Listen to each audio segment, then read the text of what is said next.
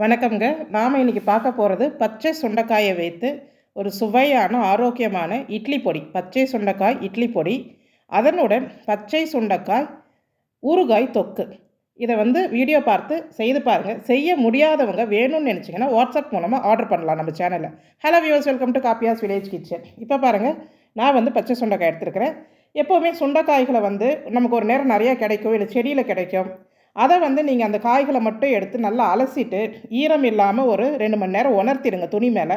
அதுக்கப்புறம் ஒரு ஏர்டைட் பாக்ஸில் போட்டு நீங்கள் ஃப்ரிட்ஜில் வச்சிட்டிங்கன்னா 2 வாரம் வரைக்கும் அதோடைய நிறம் கூட மாறாமல் அவ்வளோ நல்லா இருக்கும். ஒரு சின்ன டிப்ஸ் தான், ஃபாலோ பண்ணிக்கோங்க. இப்போ 1 கப் அளவுக்கு பச்சை சுண்டைக்காய் எடுத்திருக்கேன் நான். அதாவது இப்போ முதல்ல நம்ம செய்ய போகிறது பச்சை சுண்டைக்காய் இட்லி பொடி. ஒரு வானொலி சூடு பண்ணிக்கோங்க. 1 ஸ்பூன் மட்டும் எண்ணெய் சேர்த்துக்கலாம். ட்ரை ரோஸ்ட் பண்ணுறதை விட இந்த பருப்பு வகைகளை கொஞ்சமாக எண்ணெய் சேர்த்து பண்ணுறது ரொம்ப நல்லாயிருக்கும் இந்த சுண்டைக்காய் பொடிக்கு. நான் மெஷரிங் கப்பால் 1/2 கப்பு உளுந்து எடுத்திருக்கேன், 1/4 கப்பு கடலைப்பருப்பு. நீங்கள் ஏதாவது ஒரு சின்ன கப்பு எடுத்துக்கோங்க. அதில் 1 கப்பு உளுந்து எடுத்துக்கோங்க, 1/2 கப்பு கடலைப்பருப்பு எடுத்துக்கோங்க. அதுதான் அளவு. இப்போ இது பாதி அளவுக்கு வறுபட்டதோ மிளகாய் சேர்த்துக்கலாம். உங்கள் காரத்துக்கு ஏற்ற மாதிரி மிளகாய் சேர்த்துக்கோங்க. நான் குறைவாக சேர்க்குறேன், ஏன்னா இது நான் ஆர்டருக்காக செய்து அனுப்புகிறேன். அவங்க ரொம்ப வயதானவர்கள், அவங்க வீட்டில் இருக்கிறவங்க. அதுக்காக நாம் அவங்களுக்கு ஏற்ற மாதிரி செய்து அனுப்புகிறோம். மிளகாய் சேர்த்துக்கலாம். உங்களுக்கு எவ்வளோ தூரம் காரம் தேவையோ அதுக்கேற்ற மாதிரி சேர்த்துக்கோங்க. மிளகாயும் சேர்த்து வறுத்ததுக்கப்புறமா 1 ஸ்பூன் சீரகம், 1/2 ஸ்பூன் மிளகு. ஸோ இதை சேர்த்துருங்க. இதை சேர்த்து நல்லா ஒரு கிளறிடுங்க. ஒரு 2-3 செகண்டு. இது ரொம்ப நேரம்லாம் வறுக்கக்கூடாது. இப்போ அந்த நிறம் மாறிடும். அவ்வளோதாங்க. இதை எடுத்து தண்ணியாக ஒரு ட்ரேயில் கொட்டி ஆற வச்சுருங்க. இப்போ இதே வானலியில் உளுந்து அளந்த கப்பாலேயே நீங்கள் கருவேப்பிலையை அளந்துக்கோங்க. நல்லா அலசிட்டு ஈரம் இல்லாமல் உணர்த்திடுங்க. கருவேப்பிலையை நைட்டு கூட அலசி போட்டு உணர்த்திடலாம். அதுக்கப்புறமா இது மாதிரி உருவி எடுத்து நீங்கள் வறுத்துருங்க. கொஞ்சமாக உப்பு, மஞ்சள்தூள் சேர்த்திங்கன்னா அந்த நிறம் மாறாமல் வறுபடும். கருவேப்பிலை நல்லா மொறுன்னு வறுபடணும். மிதமான தீ வச்சு வறுக்கணும். இல்லைன்னா அதோடைய சுவை, மனம் எல்லாமே மாறி போயிடும் நிறத்துலேருந்து. அப்போ அந்தளவுக்கு மிதமான தீயில் வச்சு பொறுமையாக தான் ஒன்றுத்தையும் வறுத்து எடுக்கணும். நல்லா மொறுன்னு ஆனதும் கருவேப்பிலையை அந்த பருப்பு கூடவே கொட்டி வச்சுருங்க. இப்போ 1 ஸ்பூன் எண்ணெய் சேர்த்துடலாம். எல்லாமே நல்லெண்ணெய் மட்டும்தாங்க. அது மட்டும் சேர்த்தா தான் ரொம்ப நல்ல சுவை இருக்கும், மனம் இருக்கும். ஒரு 10 பல்லு பூண்டு தட்டி அதை இதில் சேர்த்து நம்ம வறுத்து எடுத்துடலாம். பூண்டு வறுக்கிறது கொஞ்சம் பொறுமையோடு வறுக்கணும். லோ ஃப்ளேம்லேயே வைங்க, தீயை விட்டுறக்கூடாது. ஒரு அளவுக்கு நிறம் மாறி அந்த ப்ரௌன் நிறம் வரும்போது நாம் எடுத்துடலாம். ரொம்ப மொறுன்னு வறுக்கணும்லாம் அவசியம் கிடையாது. பாருங்கள், எண்ணெய் ஃபுல்லாக இழுத்துருச்சு. இப்போ நாம் சுண்டைக்காய் 1 கப் எடுத்துருக்கோம் இல்லையா, இனிமேல் தான் எண்ணெயில் போட போகிறோம். அதனால் இப்போ நாம் இதை இடித்து எடுத்துக்கலாம். இல்லைன்னா மிக்சியில் சேர்த்து பல்ஸ் மோடில் போட்டு நல்லா சுற்றி எடுத்துக்கோங்க. அப்போ தான் அந்த விதையெல்லாம் வேஸ்ட் ஆகாது. ரொம்ப நேரத்துக்கு முன்னமே இதை நீங்கள் இடித்து வச்சாலோ இந்த மாதிரி அரைச்சி வச்சாலோ அப்படியே கருத்து போயிடும், நிறம் மாறிடும். இட்லி பொடி அந்த சுவை நிறம்லாம் மாறிடும். அதனால தான் எண்ணெயில் சேர்க்கறதுக்கு முன்னாடி அதை செய்யுங்க. இதெல்லாம் சின்ன டிப்ஸு, கரெக்டாக ஃபாலோ பண்ணுங்கள். இப்போ ஒரு 4 ஸ்பூன் நல்லெண்ணெய் சேர்த்துருக்கேன். அதில் ஒரு நெல்லிக்காய் அளவுக்கு புளி, அந்த நாறு கொட்டையெல்லாம் எடுத்துட்டு ஒரு 4-5 செகண்ட் போல் அதில் சேர்த்து வறுத்துருங்க. கொஞ்சம் மொறுன்னு ஆகிடும். அந்த பதத்தில் எடுத்துடலாம். இப்போ புளியை எடுத்துகிட்டு இதே எண்ணெயில் 2 கட்டி பெருங்காயம் போட்டு வறுத்துக்கிறேன். கட்டி பெருங்காயன்றதுனால. நீங்கள் பொடி தூள் தான் வச்சுருக்கிறீங்க அப்படின்னா இந்த பொடியை கடைசியாக இட்லி பொடி கூட சேர்த்துக்கோங்க.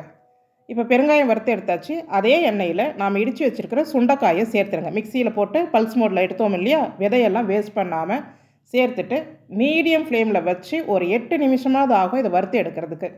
பொறுமையாக வறுத்து எடுத்தாதாங்க பிசுபிசுப்பு தன்மை இல்லாமல், ஈரப்பதம் இல்லாமல் நல்லா அப்படியே பொலன்னு வர ஆரம்பிக்கும். அந்த பதம் வரைக்கும் கொஞ்சம் பொறுமையாக வறுத்து எடுத்துருங்க. அதுதான் பதம். இப்போ நாம் செய்கிற இந்த இட்லி பொடி கோயம்புத்தூரில் உள்ள ஒருத்தவங்களுக்கு அமிச்சேன். அவங்க யூடியூப் மூலமாக தான் நமக்கு பழக்கம். அவங்க யூடியூப் சேனல் வச்சுருக்கிறவங்க. அவங்க பேர் விஎஸ் ரோமா. அவங்க ஒரு எழுத்தாளர். அதனால் அவங்க விருப்பத்தின் பேரில் அவங்க சுவை எப்படி, அவங்களோட பெற்றோர்லாம் ரொம்ப வயதானவர்கள், அவர்களுக்காக கேட்டிருந்தாங்க. அவங்க ஒரு வீடியோ எடுத்து அனுப்பிச்சிருந்தாங்க எனக்கு, வாங்கின பொருளை வச்சு. இதை உங்கள் வீடியோவில் சேர்த்து போடுங்க அப்படின்னு சொல்லியிருந்தாங்க. நான் இந்த வீடியோ கூட சேர்த்துருக்கிறேன், நீங்களுமே பாருங்கள். இப்போ பாருங்கள், இதெல்லாம் எடுத்து ஆற வச்சாச்சு. நல்லா ஆறின பிறகு தாங்க நம்ம மிக்ஸி ஜாரில் போட்டு அரைக்கணும். இப்போ முதல்ல மிளகாய் காம்பு எடுத்துருங்க. இந்த பருப்பு வகைகள், கருவேப்பிள்ளை இதெல்லாம் நம்ம ஒன்றா சேர்த்துடலாம்.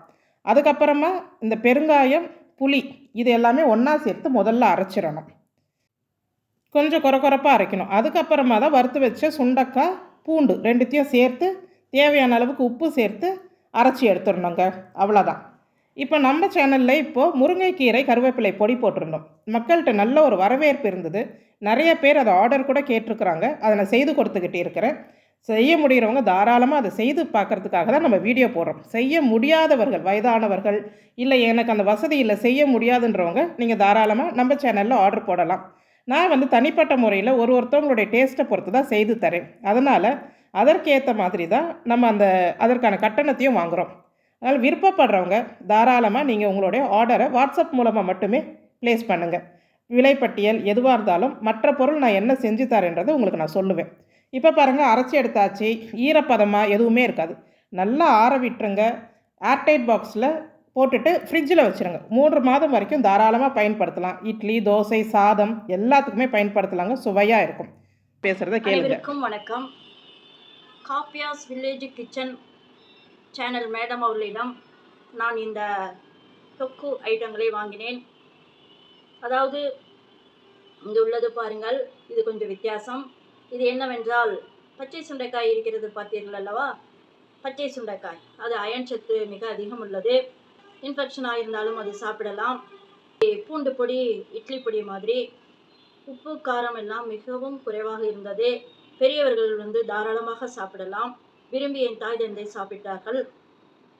இட்லிக்கு, தோசைக்கு, சப்பாத்திக்கு, சாதத்துக்கு நெய் விட்டோ அல்லது நல்லெண்ணெய் விட்டோ கொஞ்சம் சாப்பிடலாம். மிகவும் அருமை.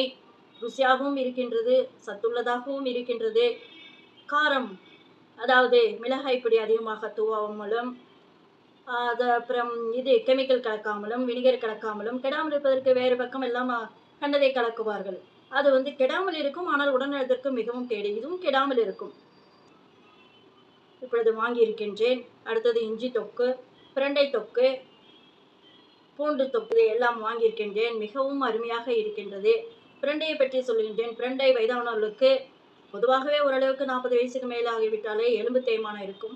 மேற்கொண்டு தேய்மானம் ஆகாமலும் வலி ஏற்படாமலும் இருக்க மூட்டுகள் பிரண்டை தொக்கை வாரத்திற்கு ஒரு 2-3 தடவை சேர்த்து கொள்ளலாம். தினமும் வேண்டாம் என்று சொன்னார்கள். கம்மியாக இருக்கின்றது, மிகவும் ருசியாக இருக்கின்றது. அனைவரும் வாங்கி பயனடைய வேண்டும் என்று கேட்டுக்கொள்கின்றேன். அவர்களுடைய தரம் மிகவும் நம்பகரமாக இருக்கின்றது. வெளியிடத்தில் வாங்குவதை விட இங்கு வாங்கினால் மனதுக்கு நிம்மதியாக இருக்கின்றது, மகிழ்ச்சியாக இருக்கின்றது. தைரியமாக உண்ணலாம். அதாவது பிரண்டைக்கு எங்கள் கோயம்புத்தூரில் நான் இருக்கும் ஊரில் காய்காரர்களிடம், கீரைக்காரர்களிடம், பழமுதிர் சோலையில் அங்கும் இங்கும் பிரண்டைக்கு அலமோதினேன். எங்கும் கிடைக்கவில்லை. அப்படி கிடைத்தாலும் அதாவது பிரண்டை முதிர்ந்ததாக கிடைக்கின்றது. அதை நாம் க்ளீன் செய்யும் பொழுது இன்று செய்தால் நாளை வரை கை க்ளவுஸ் போட்டால் கூட அது ஒரு மாதிரி கை நமைச்சலாக தான் இருக்கும். சாப்பிட்டால் எல்லோரும் நாக்கே எறும்பு கடித்தது போல் இருக்கிறது என்று சொல்கின்றார்கள். அதனால் அதை விட்டுவிட்டேன். இவர்களுடைய தயாரிப்பு எங்களுக்கு குடும்பத்தாருக்கே மிக்க மகிழ்ச்சியாக இருக்கின்றது. என் நன்றியை, மனமார்ந்த நன்றியை தெரிவித்துக் கொள்கின்றேன். PS ரோமா, கோயம்புத்தூர். இப்போ எனக்குமே அவங்க ஒரு வீடியோ ரெடி பண்ணி அனுப்பிச்சது ரொம்ப மகிழ்ச்சியாக இருந்ததுங்க. இப்போ அடுத்து நாம் பார்க்க போகிறது சுண்டைக்காய் ஊறுகாய் தொக்கு தான். இப்போ பாருங்கள், நான் 2 கப் அளவுக்கு சுண்டைக்காய் எடுத்துருக்கிறேன். நான் 2 நறுக்கி எடுத்து வச்சுக்கிட்டேன். நீங்கள் இடித்து வேணுன்னா கூட எடுத்து வச்சுக்கலாம். நல்லா அலசி ஈரம் இல்லாமல் உணர்த்துனதுக்கு அப்புறமா தான் இது மாதிரி எடுக்கணும். பெரிய எலுமிச்சைப்பழம் சைஸுக்கு புளி எடுத்துக்கோங்க. இந்த புளியை நல்லா கொஞ்சம் தண்ணி ஊற்றி ஊற வச்சு ஓரளவுக்கு கட்டியான புளி தண்ணியாக கரைச்சி எடுத்துக்கோங்க. ஒரு 1.5 கப் அளவுக்கு வந்துச்சு புளி தண்ணி எனக்கு. இந்த புளி மொத்தமாக நான் கரைச்சி எடுத்துட்டேன். அதனால் கரெக்டாக இருந்தது இந்த அளவுக்கு புளி. நீங்கள் கையில் நல்ல ஒரு பொடி அளவுக்கு எடுக்கலாம். இப்போ வாணலியை சூடு பண்ணிவிடுங்க. 200 ml நல்லெண்ணெய், கண்டிப்பாக நல்லெண்ணெய் தான் சேர்க்கணும். ஒரு 1.5 ஸ்பூன் அளவுக்கு கடுகு சேர்த்துருங்க. கடுகு பொரிஞ்சதும் ஒரு கைப்பிடி அளவுக்கு தோல் உரித்த பூண்டு அதையுமே சேர்த்துடணும். பாருங்கள், பூண்டு வேண்டான்னு நினைக்கிறவங்க தாராளமாக ஸ்கிப் பண்ணலாங்க. ஆனால் பூண்டு சேர்த்து செய்கிறது ரொம்ப நல்லது. பூண்டு பயன்படுத்துகிறவங்க கண்டிப்பாக சேர்த்து பயன்படுத்துங்க. பூண்டு சேர்த்து ஒரு 10 செகண்ட் கழித்து நாம் நறுக்கி வச்சுருக்கிற சுண்டைக்காயை அதில் சேர்த்துடலாம். இப்போ பூண்டு, சுண்டைக்காய் ரெண்டுத்தையுமே ஒரு 8 நிமிஷம் வரைக்கும் நல்லா வறுக்கணும். பூண்டோடைய நிறம் மாறாதுங்க. அதனால் தாராளமாக நீங்கள் ஃபுல் ஃப்ளேம்லேயே வச்சு வறுக்கலாம்.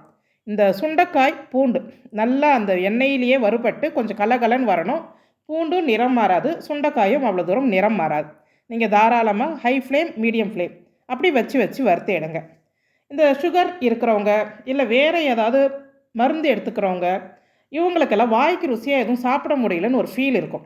அவங்க இந்த மாதிரி சுண்டைக்காய் தொக்கு, ஒரு பாகற்காய் தொக்கு, இஞ்சி தொக்கு, இந்த மாதிரி கோவைக்காய் இது போல் வகைகளை செய்து வச்சுக்கலாம். பிரண்டை தொக்கு நம்மக்கிட்ட இந்த முருங்கை பொடி கேட்டவங்க அத்தனை பேரும் பிரண்டை தொக்கு தான் கேட்டாங்க. ஏன்னா அந்த மூட்டு வலி, கை கால் வலி வயதானவர்களுக்கு ரொம்ப தேவைப்படுது. இது போல் தொக்கு வகையில் செய்து வச்சுக்கோங்க. கடையில் வாங்குறத விட செய்து வச்சு சாப்பிடுங்க. இந்த கன்சிஸ்டன்சி வேறு, கடையில் வாங்குறது வேறு. ஹோம்மேட் ப்ராடக்ட்ஸ் என்றைக்குமே வேறு. நம்ம வீட்டுக்கு செய்கிற மாதிரி செய்வோம்.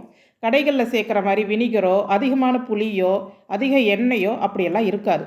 இதில் என்ன பொருள் இருக்குதோ அது மட்டுமே அதிகமாக இருக்கும். அதனால் தாராளமாக இப்படி செய்து வச்சுக்கோங்க. சாப்பிட்றதுக்கு வாய்க்கு நல்ல ருசியாக இருக்கும். இப்போ பாருங்கள், அந்த சுண்டைக்காயெல்லாம் நல்லா கலகலன்னு வெந்ததுக்கப்புறமா கரைச்சி வச்சுருக்கிற புளி தண்ணி சேர்த்துறங்க. தேவையான அளவுக்கு உப்பு சேர்த்துடலாம். இந்த புளி தண்ணி கரெக்டான கன்சிஸ்டன்சியில் கரைக்கணும். ரொம்ப தண்ணியாக இருந்ததுன்னா தெறிக்க ஆரம்பித்து சுற்றி தெறிக்க ஆரம்பிச்சிடும். அதனால் கொஞ்சம் கேர்ஃபுல்லாக செய்யுங்க. கொஞ்சம் கட்டியாகவே கரைச்சிக்கோங்க.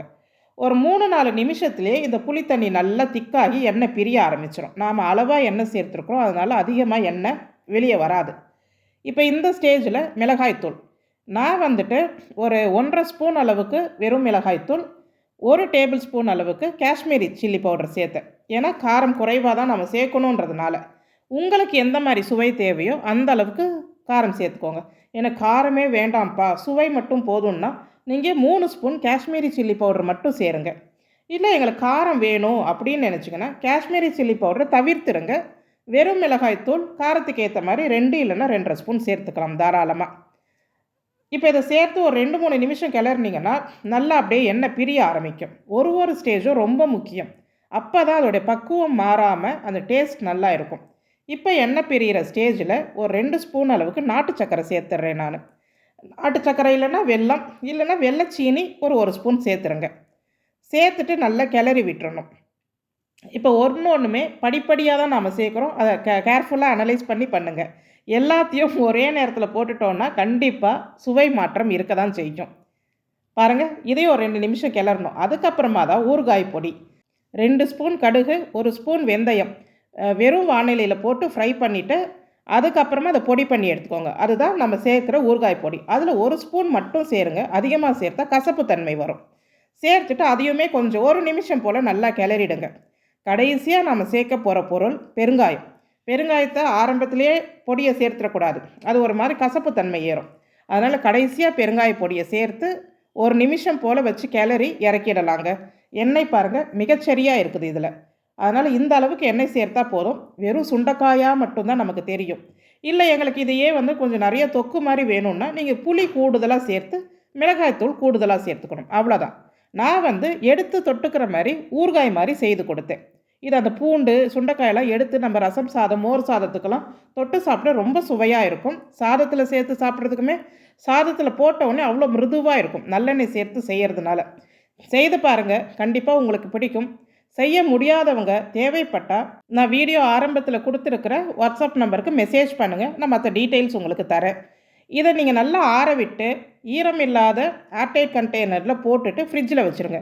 6 மாதம் வரைக்கும் தாராளமாக பயன்படுத்தலாம். வெளியே வச்சிங்கன்னா 1 மாதம் வரைக்கும் பயன்படுத்தலாம். உங்களுக்கு இந்த வீடியோ பிடிச்சிருந்தால் நம்ம சேனலுக்கு ஒரு லைக் பண்ணுங்கள். நன்றி.